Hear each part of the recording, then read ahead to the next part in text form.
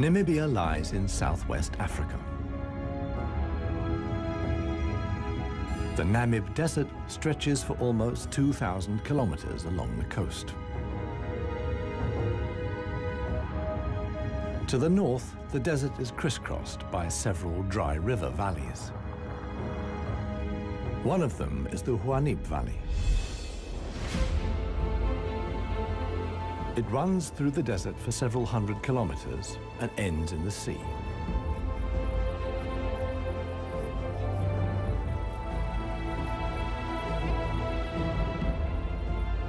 Water flows here once, at most twice a year. Only deep-rooted plants like anna trees can survive here. Only here, within the valley, can mammals exist in the long term. It is the home of the desert elephants.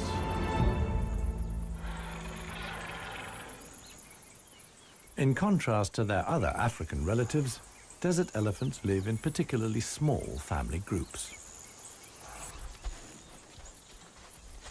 They are so rare and their way of life is so special that they're under the constant supervision of scientists who've also given the elephants names.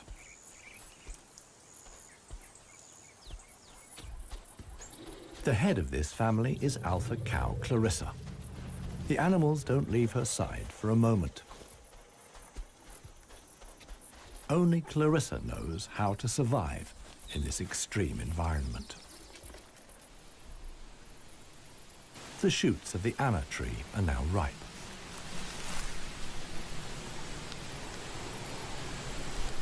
The pods contain protein-rich seeds.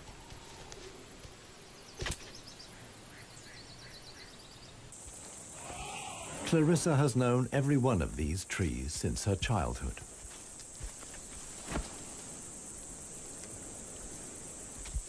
Even the youngest, Maya, tries the shoots. Here, however, experienced trunk tip control is required. It's easier for her to get the protein she needs from her mother's milk. Desert elephants only have half the number of calves as other elephants. The male animals stay with their mother's family until they reach sexual maturity. With mock fights, they prepare for life without the protection of the females. Adult bull elephants are loners or travel in small groups. Jappy is the most skillful of them.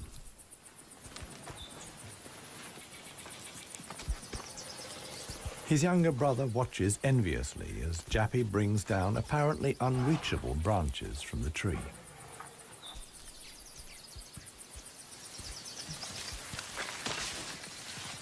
In the valley, Jappy is well known for such tricks. He learned them from his father. Friendship among bull elephants has its limits. Jappy is certainly not willing to share his branch with his younger brother.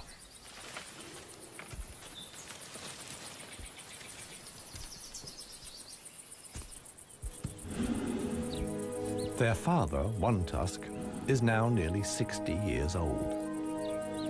His trademark is the missing right tusk, lost long ago in a hierarchical battle. For years, he was the undisputed king of the Namib. Now he lives in seclusion. One Tusk's legs are weak. He can no longer keep up. The aging bull is already being watched by a male jackal, which lives in the Namib Valley with its partner. Jackals mostly hunt smaller animals, but they wouldn't turn their noses up at a dead elephant.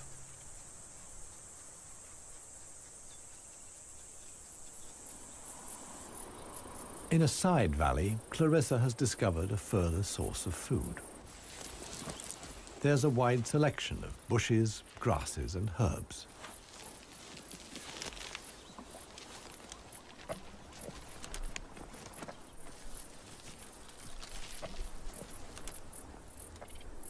The elephants' climbing skills far surpass those of their savanna-dwelling relatives. This, too, is a form of adaptation to their special habitat.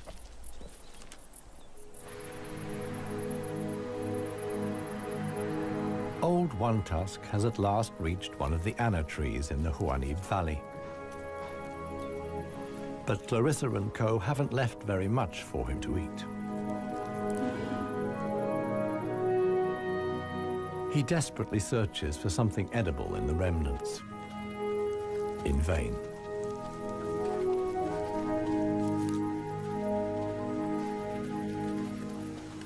For the inhabitants of the Namib, survival is hard. They're used to going for long periods without water. Many get liquid from their food or know secret sources of water. Regardless of size, every green leaf contains a minimum of liquid worth harvesting.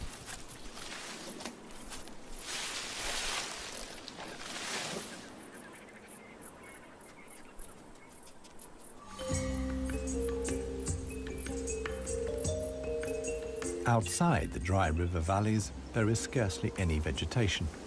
Here, only extreme specialists survive. The Namib desert beetle is no bigger than a fingernail. As all animals, it depends on water for survival and has developed a special strategy.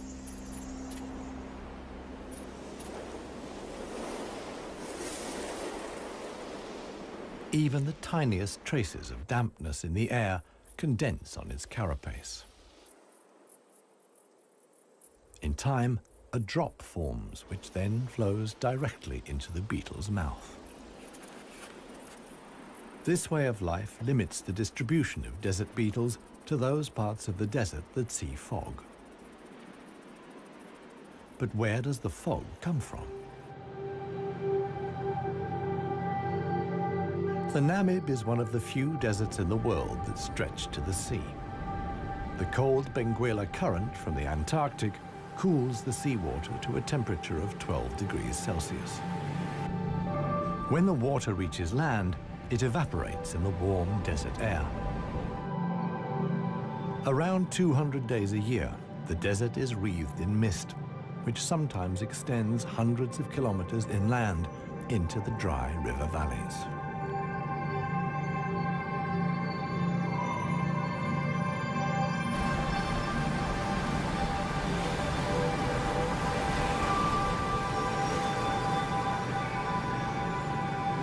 The Benguela current doesn't only bring fog, it's also rich in fish.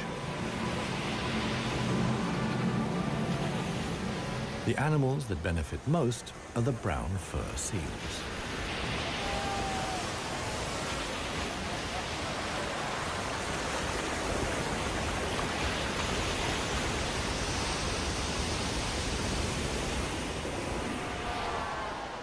Their colonies are often home to 100,000 animals.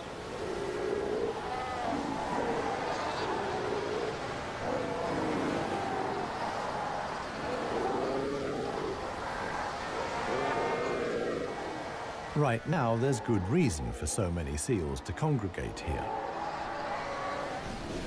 The mating season is just beginning.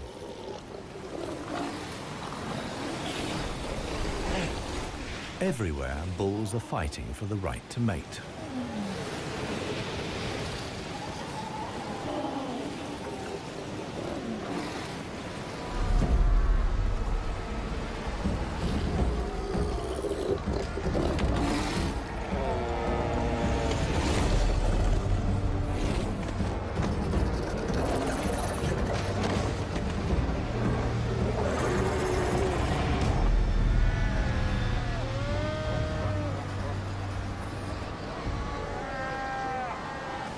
The strongest conquer a whole harem and then have their flippers full.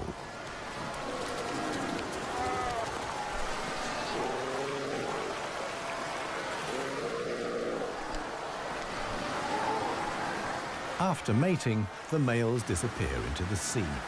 They're not involved in bringing up the young. The fog sometimes penetrates as far as the Namib Valley.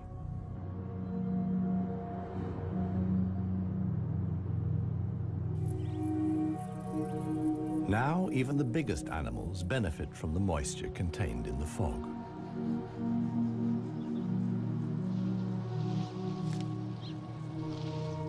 Jappy and his brother can take on a lot of liquid from the drops of dew on the plants they eat. This allows the elephants to go without water for up to 4 days at a time. The pair are still on the move together. This will soon change.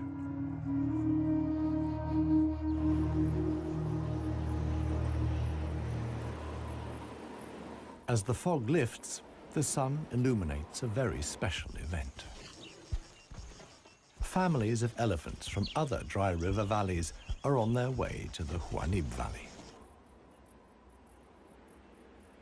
They're following the calls of their relatives, which they pick up via the soles of their feet, as via a stethoscope.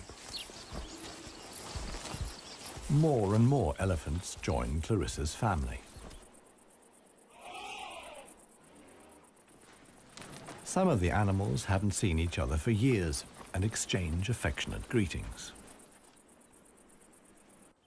Jappy and his brother are also aware of the arrival of the females. When it comes to attracting a cow, in a flash, companions become rivals.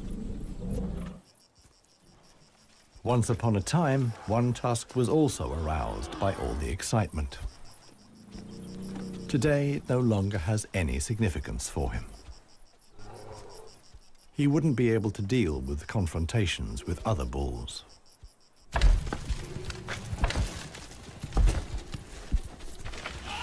His sons and grandsons, on the other hand, are very excited. For them, it's important to make the most of the female's willingness to mate and prevent others from taking advantage. In the end, however, Jappy only manages to achieve his goal by means of a trick. He abducts the alpha cow, Clarissa.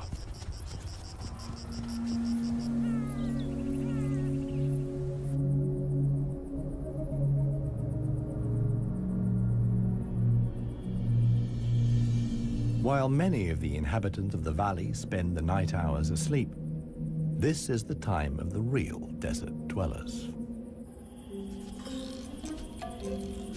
The Namib sand gecko is only active at night. In the darkness, the little predator looks for crickets and spiders.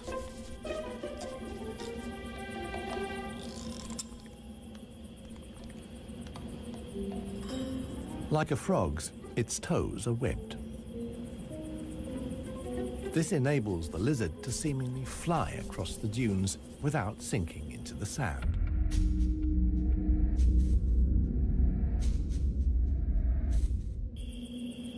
But it also needs to be on the lookout.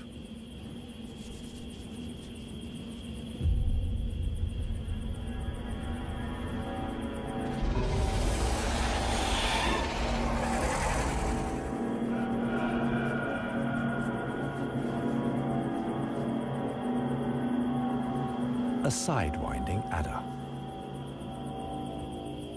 Similar to desert elephants, beetles, and geckos, the snake has a hard life in the Namib.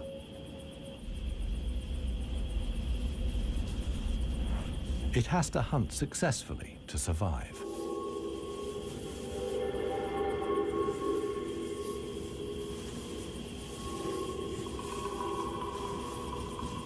Once it finds a good spot for an ambush, it goes to ground.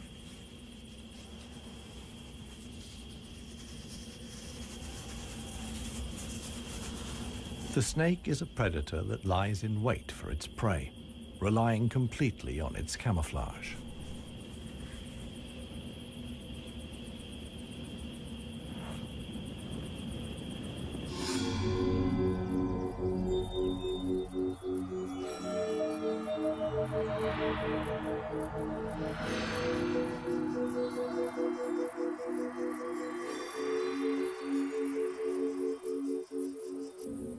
For the sensitive gecko, it's time to go. In the sun, it would quickly dehydrate. Here, too, webbed feet come in handy. The lizard uses its legs as scoops to quickly dig out astonishing underground passages. It can make tunnels 1 meter long into the ground.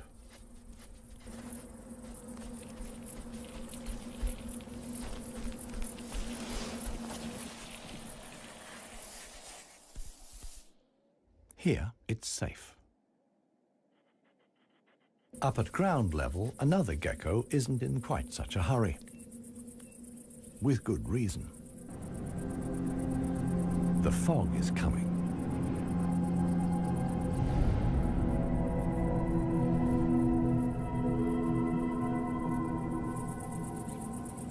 The lizard's large, mirror-like eye surfaces allow the fog to condense here. At last, water.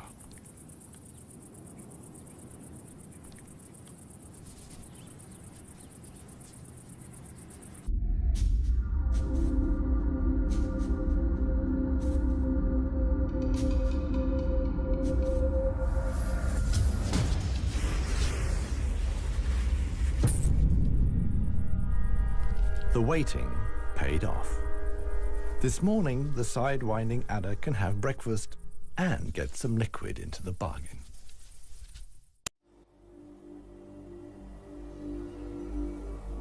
The Namibian winter is coming to an end, and with it, the mild climate brought by the fog. Relentless heat descends on the Namib Valley. 40 degrees Celsius in the shade. This is approaching the limit for even Clarissa's family.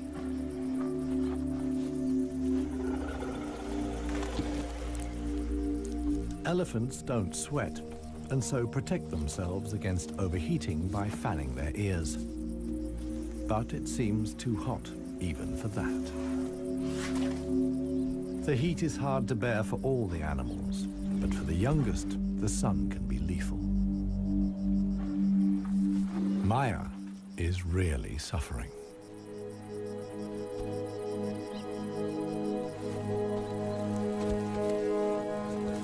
One tusk mobilizes all his efforts for one last attempt at an anna tree. But he no longer has the strength. Exhausted, he withdraws to the shade. During his long life, his legs have carried him more than 400,000 kilometers. As with most bull elephants, the last few steps he will take alone. Despite the heat, Clarissa can't afford to take a break. She urges her family to move on. Desert elephants have to spend up to 20 hours a day eating 200 kilos of plant material.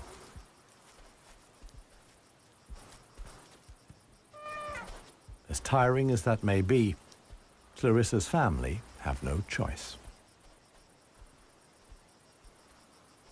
One young bull is already so exhausted that he sleeps through the signal to move off. He only wakes up when the other elephants are already out of sight.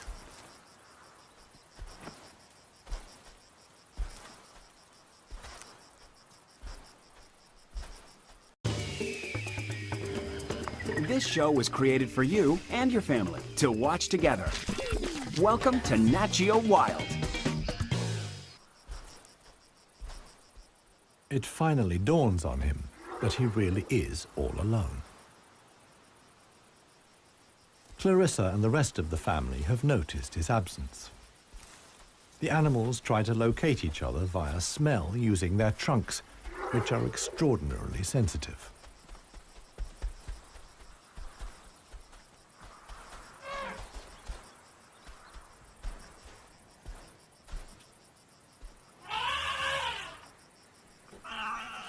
In the end, it's Maya who gives the decisive call. Now the straggler knows which way to go.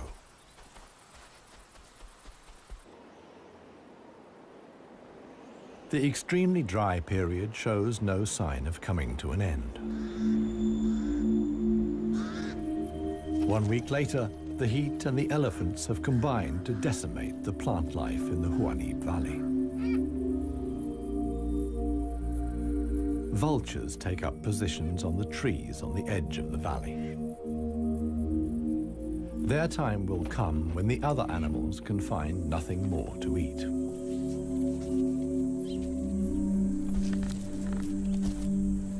For Clarissa's family, a dead tree now becomes the sole source of food. In the desert, a tree of this size takes years to break down. And it's the elephants that turn it into food again for the other animals. They themselves only use 60% of what they eat. The rest they excrete undigested. In this way, they distribute seeds, like those of the anna tree. Some animals, like the helmeted guinea fowl, take the majority of their food from what the elephants deposit. In times of scarcity, even the Namib Valley baboons look for something edible in the elephant's dung.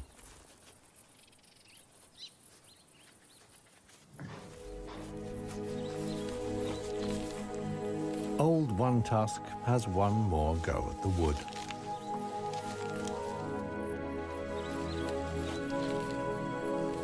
But elephant molars only grow back 6 times. One Tusk's teeth are worn out, and his attempt to eat wood the way he used to is doomed to failure.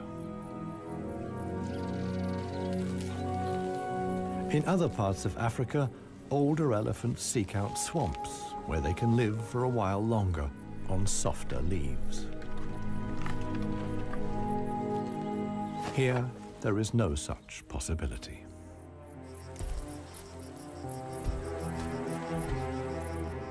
For Clarissa, too, the situation is becoming threatening. She and her family must leave the valley and seek food and water elsewhere. Other families join the trek. Only Clarissa's knowledge of hidden water sources can save them now.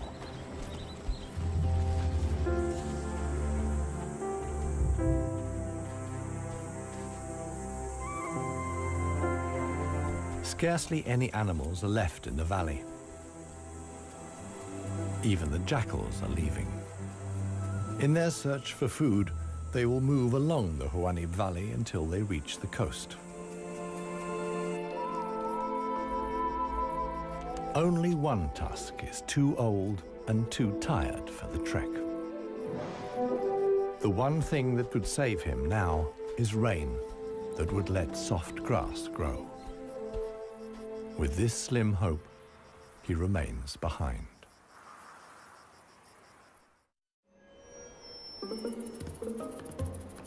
The Namib desert beetle is also looking for something to eat. In contrast to most of the desert dwellers, it is not seeking fresh young shoots.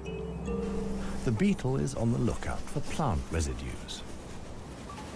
The unceasing wind is a help.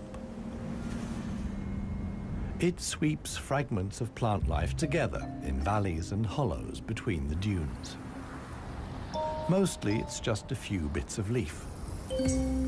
But sometimes it collects and becomes something like a herbal rubbish dump. Although the plants are completely dried out, they still contain important nutrients.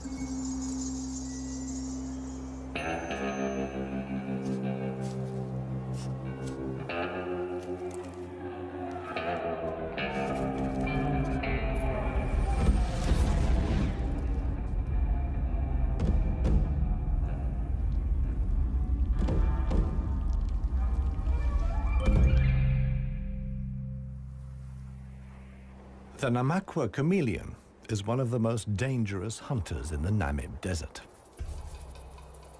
For desert beetles, at any rate. But the beetles don't usually make it quite so easy.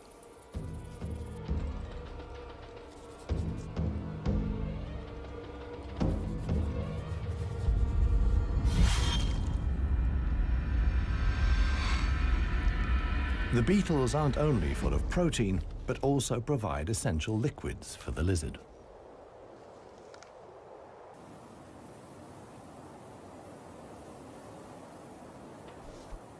Namaqua chameleons are the biggest reptiles the Namib can support. In contrast to the mammals, they can't undertake long migrations to look for food and water. Similar to the Huanib, a river once flowed here. Along its banks, animals like chameleons penetrated deep into the desert. Hundreds of years ago, the dunes slowly invaded the riverbed and cut off the water supply. This process was so slow, however, that the animals had time to adapt to the new conditions.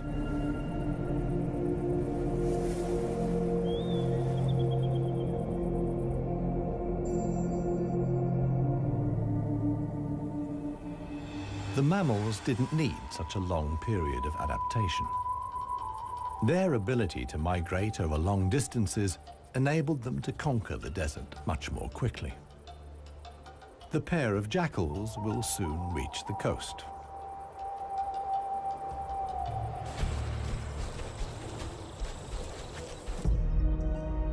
Clarissa, meanwhile, is still searching for water. Little Maya is already exhausted.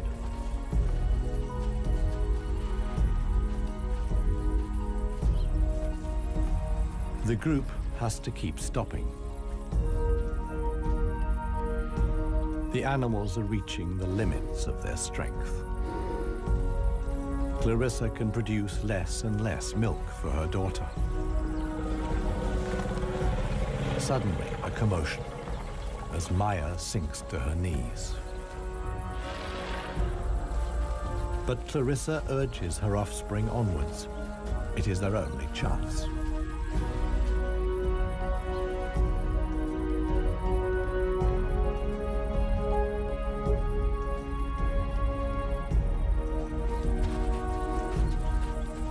As dusk falls, they finally arrive.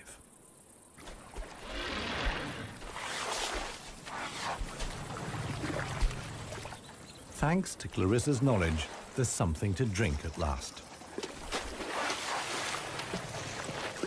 Adult elephants can get by on 100 liters of water a day.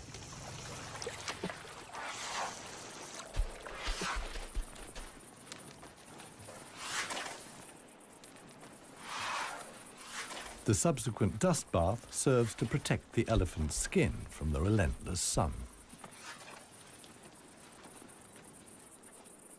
The trek to the next source of food is long. The following morning, Clarissa will move on.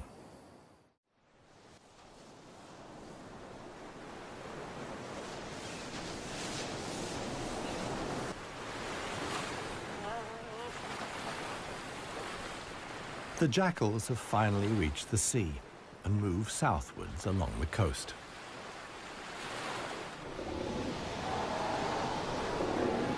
The new generation of brown fur seals is just arriving. Many of the mother animals are heavily pregnant. This young mother hasn't long to go.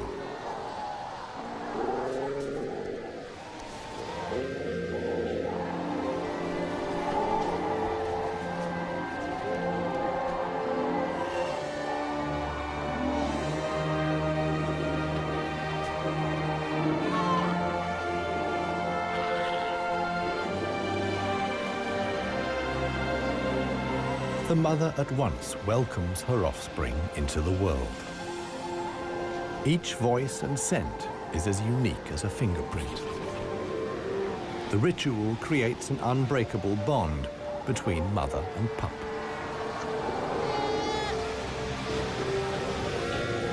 Directly after the birth, the pup has to be suckled.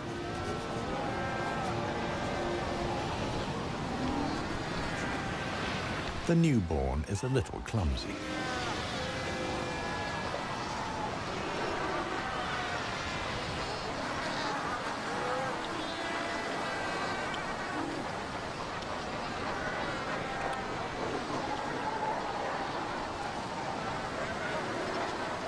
The young mother is not alone.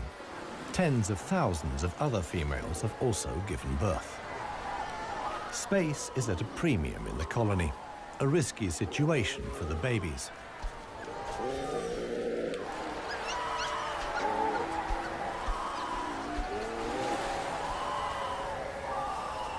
To minimize the danger, the seals organize a kindergarten. Many of the mother animals leave their newly born pups here.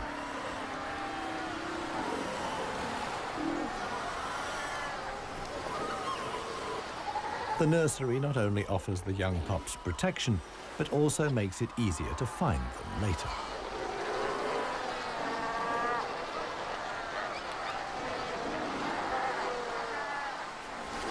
The mother seals have to go out hunting every day to make sure their milk is nutritious enough for the young.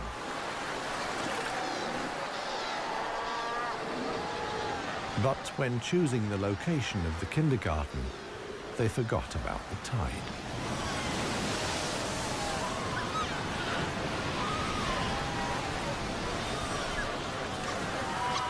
The pups fight desperately against the onslaught of the waves.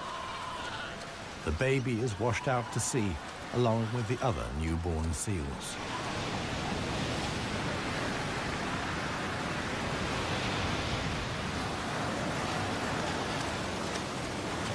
Seal pups can swim, but they don't have the protective layer of fat of adult animals. The pup fights for survival. Another is slowly but surely losing the battle. Within a few minutes, the pups are so exhausted that they can no longer keep their heads above water and drown.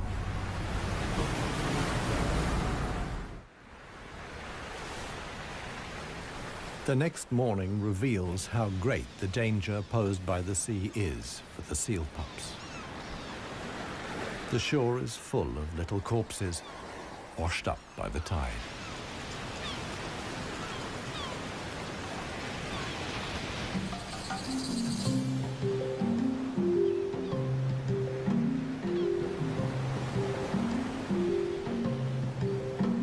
The jackals from the Namib. The pair have traveled hundreds of kilometers from the arid valley.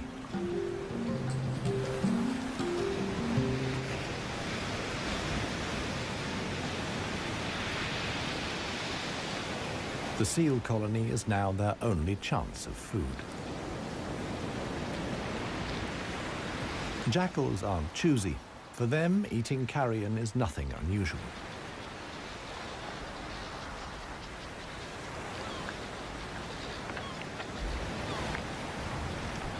They'll be spending the coming weeks at the seal colony. Only when the pups are old enough to swim enduringly, and thus the supply of food runs out, will the jackals return to the Namib Valley.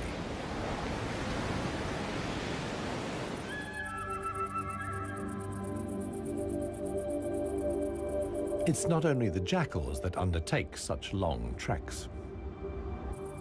The other inhabitants of the Namib have a long way to go.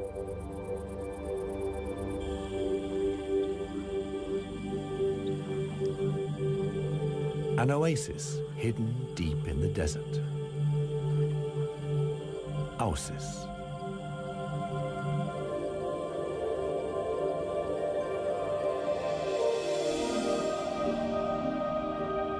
It lies like an emerald in the middle of the desert.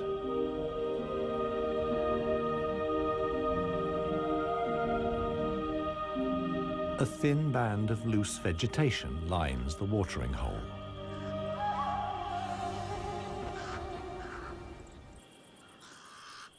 The pied crows are getting worked up about something. Visitors. Big visitors. The legendary desert lions. Desert lions are so unbelievably rare that scientists have fitted them with transmitter collars so that the big cats can be monitored and protected. Two females have taken up positions in the undergrowth with their young. The experienced predators know that it's just a matter of watching and waiting. And indeed, many animals are making their way here. The oryx's numbers have thinned noticeably. Some are lagging far behind the main column.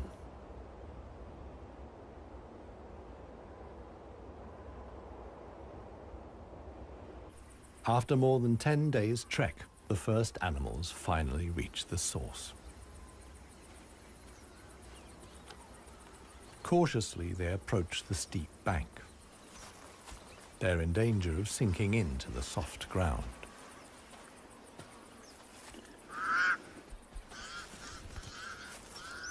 The pied crows sound the alarm again. The lioness's patience has been rewarded. They've caught one of the stragglers. One lioness keeps the oryx in check on the ground. The hunting lioness is completely exhausted. Fighting the antelope has taken the last of her strength.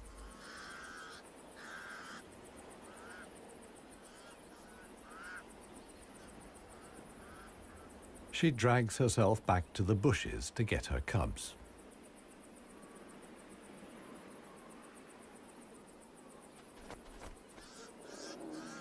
The other lioness keeps the pesky crows at bay.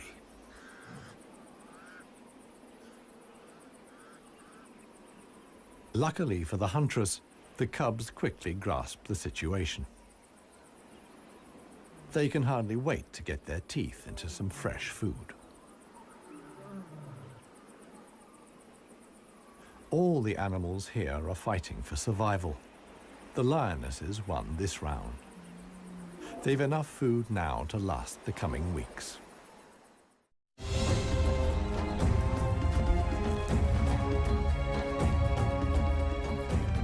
Clarissa and her family have finally reached the neighboring dry river valley.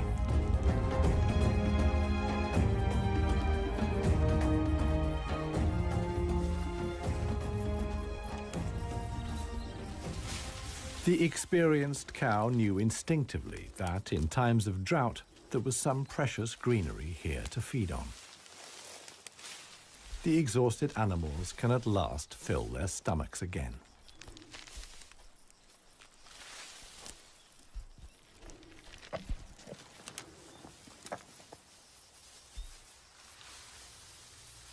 And this is how a happy, full-up baby elephant looks.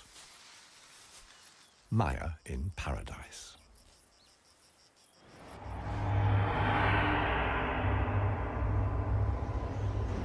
A strong wind blows in from the coast, and sandstorms form in the hinterland.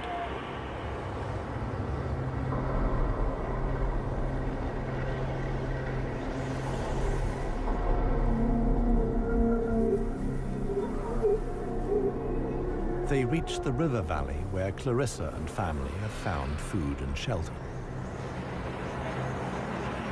Sandstorms like these are the harbingers of heavy rain.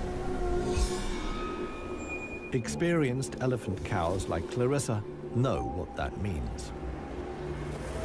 As soon as it rains, the dry river valleys will be turned into raging torrents that wash away anything in their path.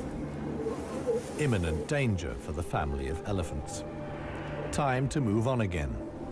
Now the safest place to be is outside the valleys. How right Clarissa was can be seen the following day. Water in the dry river valley. Only every 10 years or so is the rain strong enough for the flood wave to reach the sea.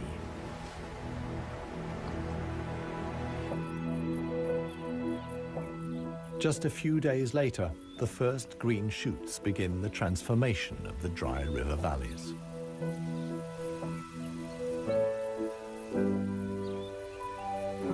The Namib Valley, too, is bursting with new life as the first exiles return.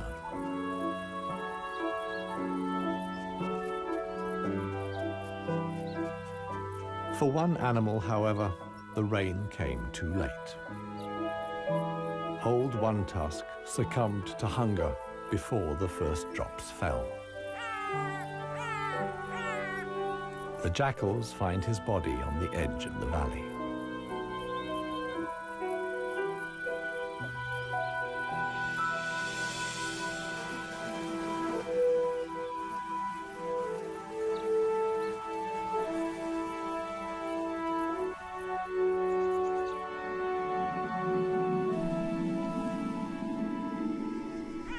The jackals don't approach the body until evening. And thus, the circle of life is complete. The next morning, long unheard calls echo through the valley.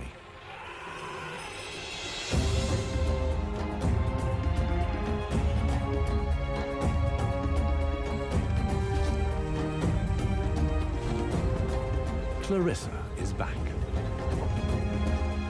Her family survived the floods unscathed.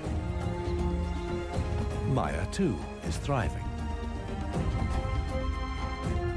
At last, the newly greened Namib Valley comes into view.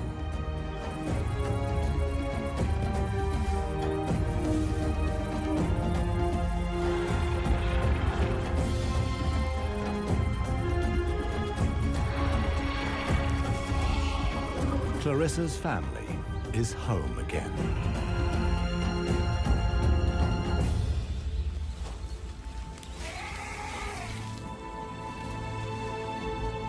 Jappy will pass on the genes of his father, One Tusk, and with them, his strength and intelligence. Clarissa is pregnant with his baby. The alpha cow will induct each new generation into the secrets of the desert elephants. This is essential for their survival. The Namib River Valley is probably the last real wilderness in Namibia, one in which only the cleverest, most intelligent of the animal world can survive. A life of extremes in the home of the desert elephants.